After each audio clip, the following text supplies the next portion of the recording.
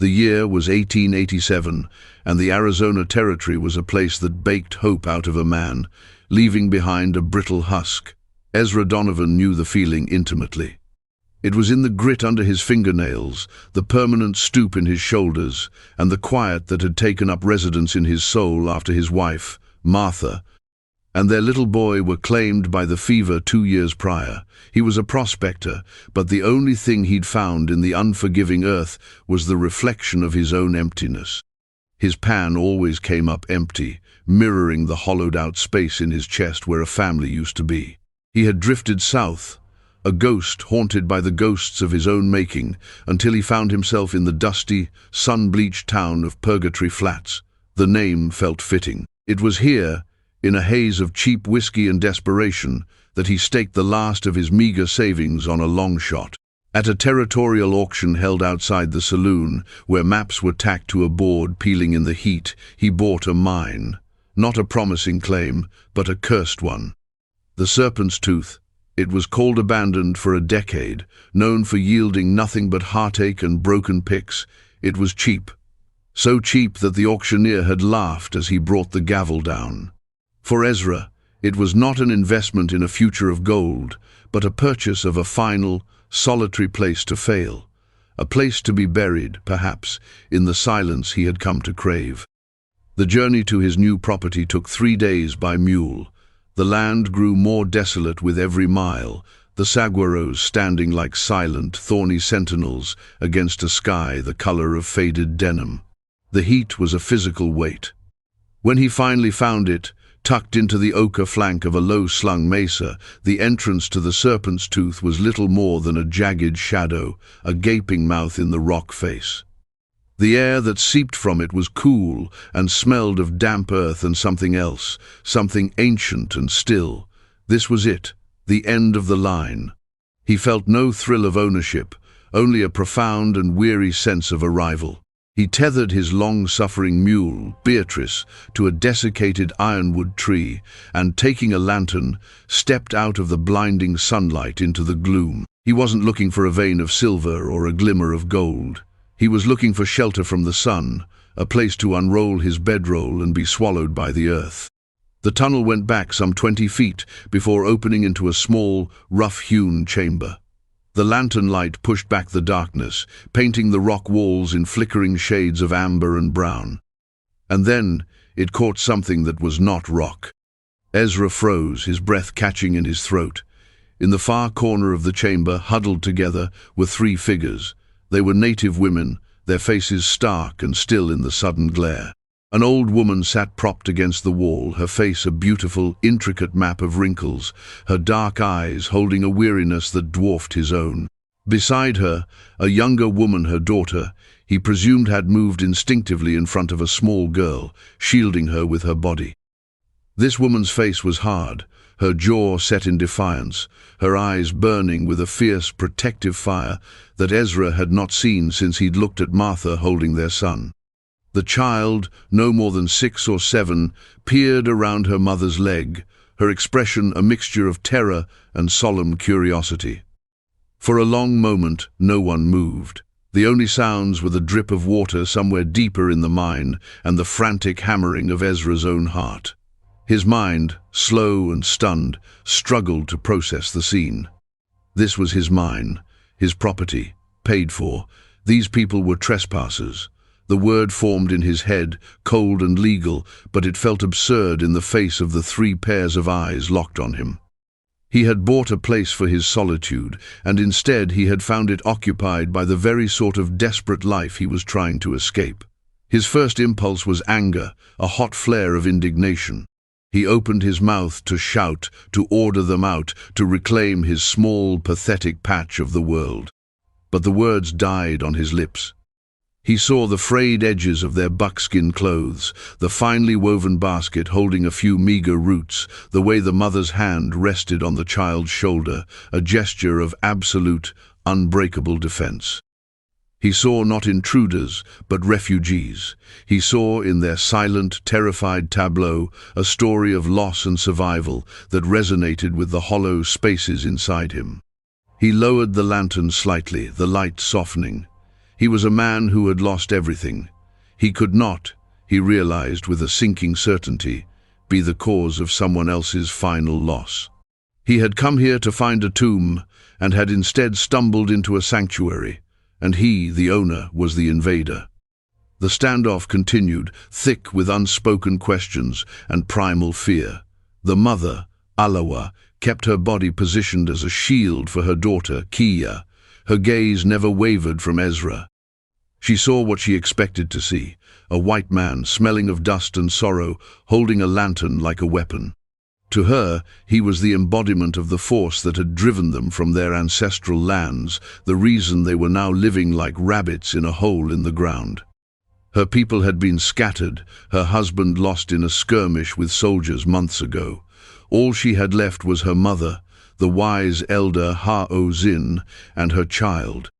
She would die here, in this damp darkness, before she let him harm them. Ezra saw the animosity in her eyes, sharp and clear as flint. He understood it. He cleared his throat, the sound unnaturally loud in the confines of the cave. This is my claim, he managed, his voice rusty from disuse. The words were meaningless. The women did not speak his language, and even if they had, the deed he carried in his saddlebag held no authority here. The only law was the one in Alawa's eyes, the law of a mother protecting her young. He backed away slowly, retreating from the chamber and out of the mine's entrance into the blinding afternoon sun. He felt dizzy, disoriented. He stood there for a long time, listening to the buzz of insects and the soft shuffling of his mule. The anger had evaporated, replaced by a profound confusion. He was the legal owner, yet he felt like the intruder. He sank down onto a nearby rock, resting his head in his calloused hands. His plan for a quiet end had just become impossibly complicated. He could force them out, ride back to town and fetch the sheriff. They would be removed, sent to a reservation or worse. The thought soured in his gut. He had seen the reservations. They were prisons of dust and despair. That night, he made his camp 100 feet from the mine's entrance. He built a small, lonely fire, more for the illusion of company than for warmth. He could feel their presence in the dark moor of the hill, a silent, watchful wait. He imagined them huddled inside, listening to the crackle of his fire, wondering what he would do. He ate his meager meal of beans and hardtack, the food tasting like ash in his mouth. He was no longer alone in his desolation, and the realization was not a comfort, but a burden, a responsibility he did not want. Inside the mine, Ha-O-Zin coughed, a dry, rattling sound that echoed off the rock. Alawa held a water skin to her mother's lips. The old woman's breathing was shallow. She had been fading for weeks, and the damp chill of the mine was not helping. "He has not left," Alawa whispered in their Apache tongue. Ha-O-Zin's eyes, clouded with age and illness, were still sharp with insight. "His spirit is broken," she murmured, her voice thin as a thread, like a wing-shot bird. "He brings no violence, not yet." She looked toward the entrance, a faint flicker of firelight barely visible. "We will wait. The land will decide." The days that followed fell into a tense, unspoken routine. Ezra would rise with the sun, his body aching, and begin the pointless work of prospecting. He chipped at the rock walls outside the mine, sifted dirt, his movements mechanical, born of a habit he couldn't break. He never entered the mine again. He left a small portion of his water and food, a piece of jerky, a handful of dried appleson, a flat rock near the entrance each morning. It was always gone when he returned from his work in the evening. It was his only form of communication, a gesture that was neither kindness nor threat, but a simple acknowledgement of their shared, precarious existence. He never saw them take it. He would catch glimpses of them, sometimes the child, Kia, darting out to snatch a piece of firewood before vanishing back into the shadows, or Alawa's silhouette at the entrance at dusk, watching him as he tended to his mule. They were ghosts, haunting the edges of his property and his life. The silence between them was immense, a chasm of culture, language, and history. Yet in that silence he began to observe. He saw the resilience in their foraging, the quiet dignity of their confinement. He heard the grandmother's worsening cough carried on the night air and felt a pang of something he hadn't felt in years, a useless, aching sympathy. One afternoon, a week into this strange cohabitation, disaster struck in a mundane fashion. Ezra was working a rock face a short distance up the hillside when his footing gave way. He tumbled down a short, steep incline of loose scree, and his leg twisted unnaturally beneath him. A sharp, searing pain shot up from his ankle, and he cried out, the sound swallowed by the vast, indifferent landscape. He lay there for a moment, grit in his teeth, sweat beading on his forehead. When he tried to put weight on the foot, a wave of nausea washed over him. The ankle was broken, badly. Panic, cold and sharp, pierced through the pain. He was miles from anywhere. No one knew he was here. He was alone, injured, with a dwindling water supply. He dragged himself, grimacing, toward his camp, the journey of a few hundred yards taking the better part of an hour. By the time he reached the flat ground near the mine, he was pale and trembling with shock and exertion. He collapsed near his cold fire pit, his leg swelling rapidly, the pain a relentless, throbbing drum. He lay there as the sun began to set, the sky bruising into shades of purple and orange. Despair, a familiar old companion, settled over him. This was how it would end. Not in a quiet fading, but in a slow, agonizing demise from thirst and infection. He closed his eyes, a bitter laugh catching in his throat. He had bought his own grave after all. He must have drifted into a stupor, because when he opened his eyes again, a shadow was falling over him. Alawa stood there, her face unreadable in the twilight. She looked at his swollen, discolored ankle, then back at his face. For a long moment, she did nothing, her expression a mask of stone. Ezra expected her to turn and walk away. Why should she help him? He was her enemy, the man who had laid claim to her refuge. His presence was a threat, and his death would remove it.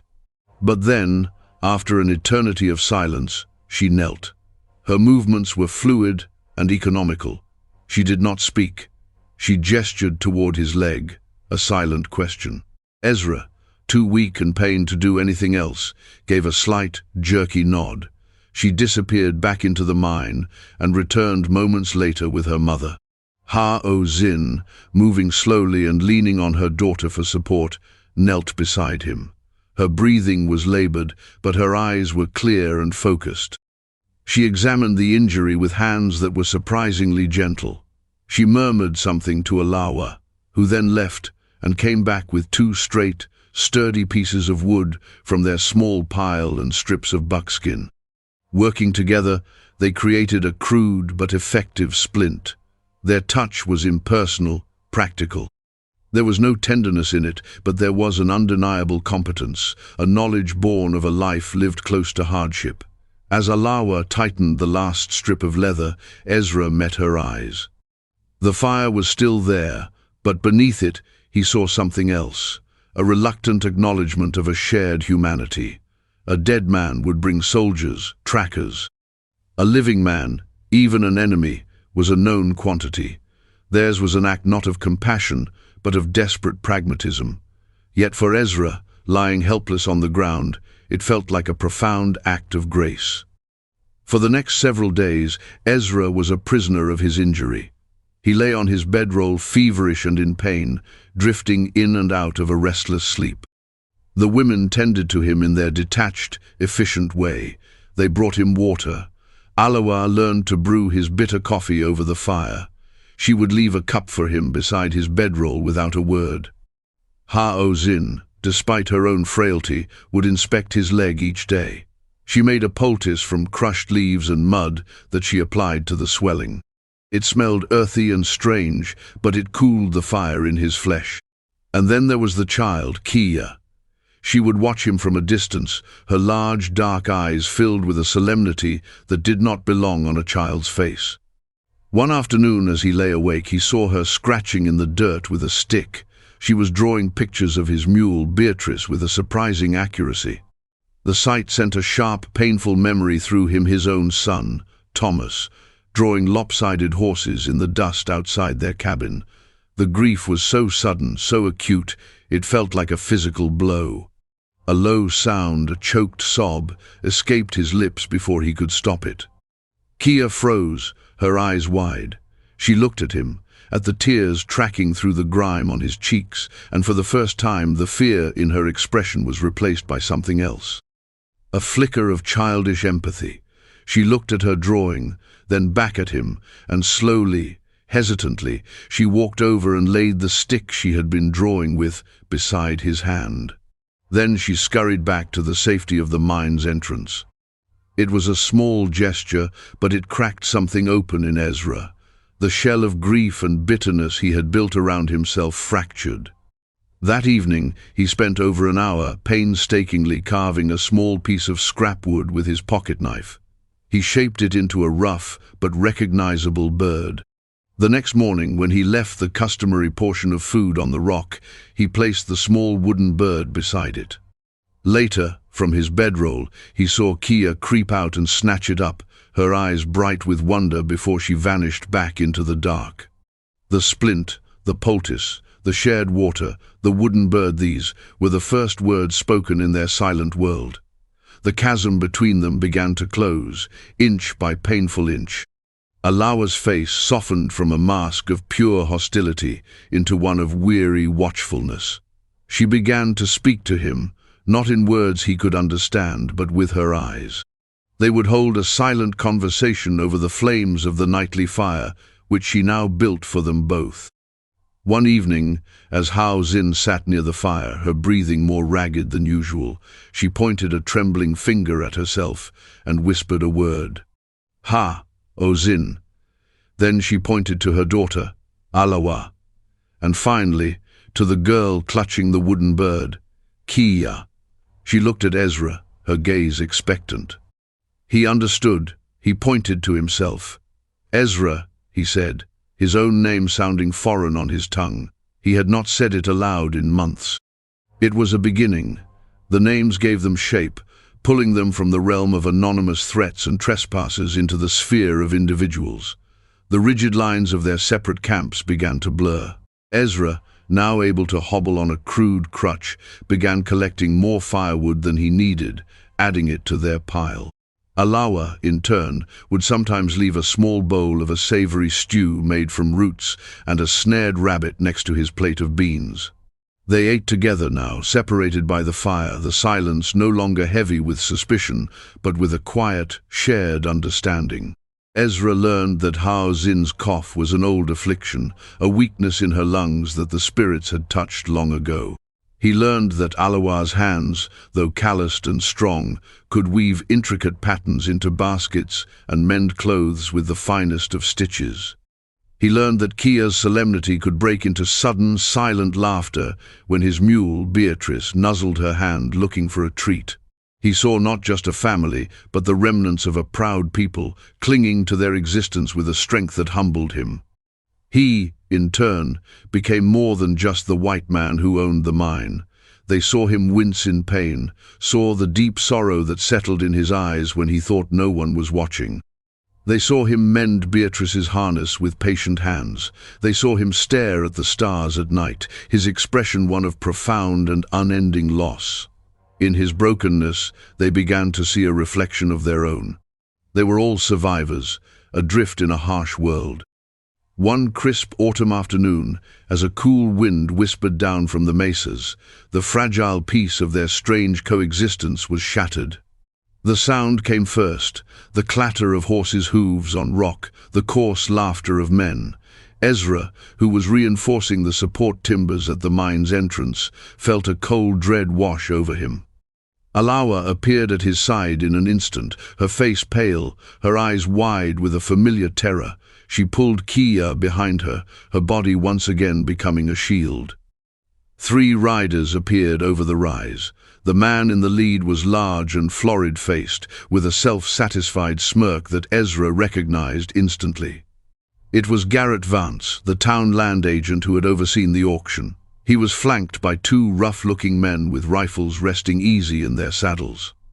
"Well, well, Donovan," Vance called out, his voice slick with false bonhomie. He let his eyes roam over the campsite, lingering on the mine entrance and the women partially hidden behind Ezra. "Looks like you found more than just rock up here. I heard whispers that old Chief Nahil's family had vanished into these hills. Heard they were sitting on his silver cache." Ezra's blood ran cold. This wasn't about his claim, it was about them, about a greedy rumor. He moved to stand more fully in front of the mine entrance, his bad leg throbbing a painful rhythm.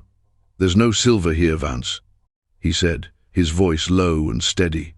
"And these people are under my protection. This is my property. You need to leave." Vance laughed, a harsh, ugly sound that scraped against the quiet air. "Your property? You bought a worthless hole in the ground. The real prize," he said, nodding toward the women, "is right there. Now, you can be sensible. Stand aside, and I might even cut you in for a share of what we find. Or you can be a fool." He patted the stock of the rifle in its scabbard. The threat was plain. Ezra looked from Vance's avaricious face to Alawa's terrified one. In that moment, something shifted irrevocably inside him.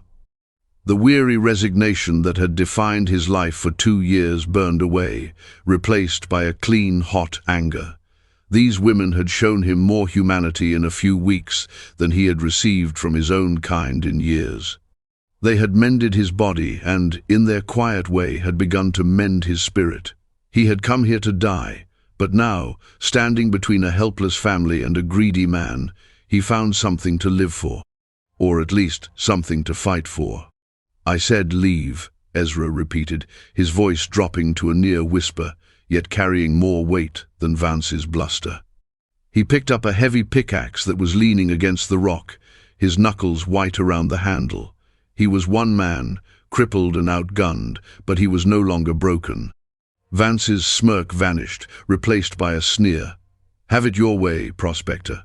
He looked at his men. "We'll be back tomorrow. And we won't be so polite." He wheeled his horse around, his men following suit. They kicked up a cloud of dust as they rode away, their laughter echoing back like a curse. The dust settled, leaving behind a silence more terrifying than the confrontation itself. Kiya was crying softly, her face buried in her mother's side. Alawa's face was ashen, the old fear back in her eyes, sharper than ever. She looked at Ezra, her gaze filled with a terrible, dawning despair. He had tried to protect them, but he had only delayed the inevitable. He had made them a target. That night, there was no pretense of separation. They huddled together around a low fire, the vast, starry sky pressing in on them. The fragile world they had built was about to be torn apart. Hao Zin, her voice raspy but firm, spoke for a long time in their language, Alawa translating for Ezra in a quiet, halting mix of Spanish and the few English words she had learned. "He seeks the shining stone," she explained. "It is a story, a legend. My husband's people. They did not hide silver. They protected this place. This mountain." Ha-O-Zin gestured to the rock around them. "It is a place of spirits, a place for birthing and for dying. The treasure is not in the ground. It is the ground itself." Ezra finally understood. They weren't guarding a treasure. They were guarding their home, their history, their very soul. And Vance, in his ignorance and greed, would destroy it all to find something that didn't exist. "We can't stay here," Ezra said, the words heavy with defeat. "We have to run." Alawa shook her head, a flicker of the old defiance in her eyes. "My mother cannot travel far. Kia is small. They will catch us in the open." A grim silence fell. They were trapped. Ezra looked at the pickaxe still resting by his side. He looked at the dark entrance of the mine. He had been a prospector for 20 years. He knew rock. He knew leverage, and he knew desperation. A desperate idea, born of that knowledge, began to form in his mind. It was a fool's plan, a gamble against impossible odds. But it was all they had. "No," he said softly, looking from Alawa to Ha-O-Zin. "We won't run. We will make our stand, here." They worked through the night under the cold light of the moon. There was no longer a language barrier. Their shared purpose was a language of its own. Guided by Ezra's knowledge of mining, they set to work. He showed Alawa which support timbers were critical and which could be weakened without bringing the whole entrance down on their heads. They used his tools to chip away at a key section of the rock wall above the entrance, creating a precarious overhang. They gathered loose rock and piled it carefully, creating the foundation for a small, targeted rock slide. It was back-breaking, frantic work, fueled by adrenaline and fear. Kia, seeing her mother's fierce determination, helped by carrying smaller stones, her small face set with a grave resolve. Hao Xin, too weak to work, sat chanting softly, her voice a thin, reedy prayer in the darkness. By dawn they were exhausted, covered in dust and sweat, but they were ready. A single, large timber, precariously balanced, was all that held the trap in place. A strong pull on a rope made from braided leather and strips of Ezra's blanket would bring it all down. They retreated deep into the mine, into the main chamber where Ezra had first found them, and waited. The darkness was absolute, the silence broken only by their own ragged breathing and the ever-present drip of water, like a slow, patient clock ticking toward doom. Vance returned, as promised, just after the sun had climbed above the eastern mesas. He had brought 4 men with him this time. They rode with an arrogant swagger, rifles held at the ready. "Donovan," Vance bellowed, his voice echoing off the rock. "Last chance, send out the women." Silence was his only answer.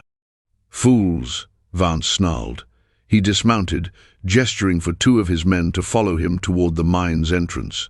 "We'll drag 'em out." Inside, Ezra's heart hammered against his ribs. He held the rope in his sweating palms. Alawa stood beside him, holding a heavy rock, her knuckles white. Kia was huddled behind her grandmother, her face pressed into the old woman's back. This was it. Everything hinged on the next few moments. They heard the crunch of boots on gravel as Vance and his men stepped under the overhang and into the mouth of the tunnel. "It's dark as pitch in here," one of the men complained. "Light a torch." "Now," Ezra whispered. With a shared grunt of effort, he and Alawa threw their combined weight onto the rope. For a heart-stopping second, nothing happened. Then, with a great groaning crack, the main timber shifted. Outside, a shout of alarm was cut short by a deafening roar. The rock face they had weakened gave way, and tons of rock and earth cascaded down, completely sealing the entrance of the mine in a thick, impenetrable cloud of dust. The chamber was plunged into an even deeper blackness. The roar subsided, replaced by the tinkle of falling pebbles, and then a ringing silence. From the other side of the rockfall, they could hear muffled shouts of pain and panicked cries from the men who had remained outside. They had trapped Vance and his 2 men, but they had also buried themselves alive. The minutes stretched into an eternity. They were entombed. The air grew thick with dust. Kia began to cough, a small, frightened sound. Hao Xin held her close, murmuring to her. Suddenly, from the other side of the rubble, came a muffled, desperate pounding. "Help!" It was Vance's voice, thin and terrified. "Get us out! I'm trapped." Ezra felt a grim satisfaction, but it was short-lived. He had saved them from Vance, but he had condemned them all to a slow death in the dark. Despair, blacker than the mine itself, washed over him. He had failed. But then Hao Xin spoke, her voice surprisingly strong in the enclosed space. Alawa lit their last lantern, the small flame, a defiant pinprick of hope. The old woman pointed not toward the blocked entrance, but deeper into the mine, down a narrow, unexplored shaft that Ezra had assumed was a dead end. "There is another way," Alawa translated, her voice trembling with a mixture of fear and awe. "The way of the spirits, a wind cave. My people have known of it for generations." With the lantern held high, Ezra followed them. Hao Xin, leaning heavily on her daughter, led them down the narrow passage. The air grew cooler, and soon they could feel a faint, fresh breeze on their faces. The tunnel opened into a vast, natural cavern, filled with strange, beautiful rock formations that glittered in the lantern light.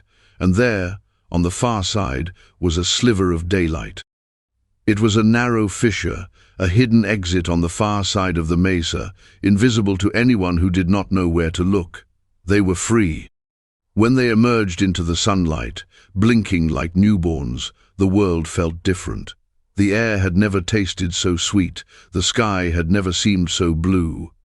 Below them, they could hear Vance's remaining men struggling to dig through the rock slide, their panicked shouts echoing up the canyon. They would not be found. They did not look back. Ezra abandoned his mule, his tools, his claim, the last vestiges of his old life. They had nothing but the clothes on their backs, a single water skin, and the small wooden bird clutched in Kia's hand. Ha-O-Zin, though weak, seemed to have found a new strength. She pointed toward a distant purple mountain range. There, Alawa said, a hidden valley, a place to be safe. Ezra looked at the small family beside him. Ha-Zin, the keeper of their past. Alawa, their fierce protector. Kia, their future. He was no longer a prospector searching for worthless metal. He was a man who had been buried and reborn. He had stumbled into a stranger's sanctuary and, in defending it, had found his own. The journey ahead was long and uncertain, but for the first time in years, Ezra Donovan was not walking alone. He had lost a family to the harshness of the world, but in its deepest, most desolate corner, against all odds, he had found another. The land ahead was vast and empty, but his heart, for the first time in a very long time, was full.